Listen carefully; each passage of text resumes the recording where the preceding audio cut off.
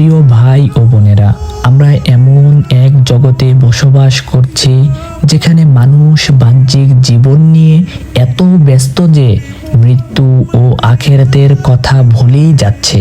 কিন্তু মৃত্যু একদিন আমাদের দ্বারে অবশ্যই করা নাড়বে।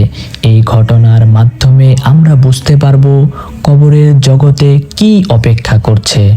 ঘটনাটি পাকিস্তানের এক মাদ্রাসার পাশে অবস্থিত পুরনো একটি কবরস্থানের। বহু বছর ধরে সেখানে কাউকে দাফন করা হয়নি। এলাকাবাসীর মাঝে একটি প্রচলিত কথা ছিল, সেই পুরনো কবরস্থান থেকে প্রতি রাতে কান্নার আওয়াজ আসে।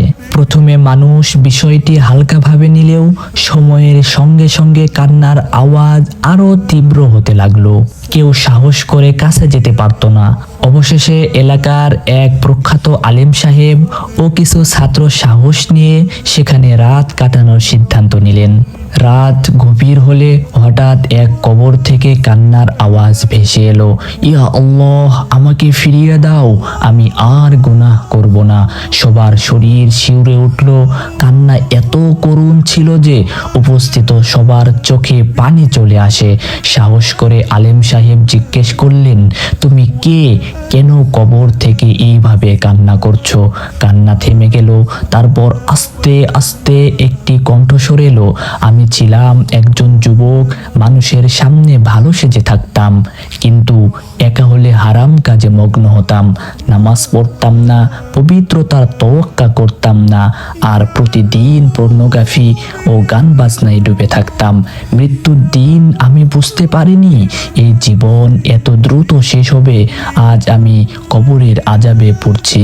আমি চাই একটু সময়, শুধু একটি সিজদা দিতে, একটু কোরআন পড়তে, কিন্তু এখন সব শেষ। এই ঘটনার পর পুরো এলাকা স্তব্ধ হয়ে গেল। অনেকেই রাতেই কান্না করে তাওবা করলো। আমাদের গুনাহের জীবন, একা থাকার সময়ের পাপ, এগুলো আল্লাহ জানেন। বাহ্যিক মুখোশ আল্লাহর কাছে কোনো মূল্য রাখে না।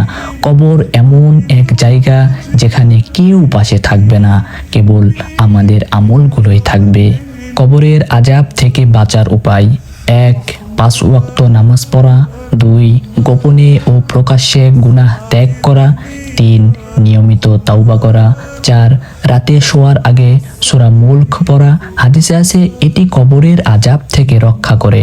5. মানুষের হক নষ্ট না করা। 6. বেশি বেশি ইস্তেগফার ও দুরূদ শরীফ পাঠ করা। বন্ধুরা, এই দুনিয়া মাত্র কয়েক দিনের।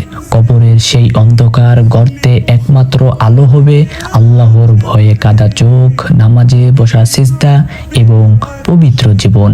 আসুন আজ থেকেই বদলে যাই। কবর যেন কান্নার নয়, বরং আরাম ও শান্তির স্থান হয় আমাদের জন্য। ইয়া আল্লাহ, আমাদের কবরকে জান্নাতের বাগান বানিয়ে দাও। আমিন।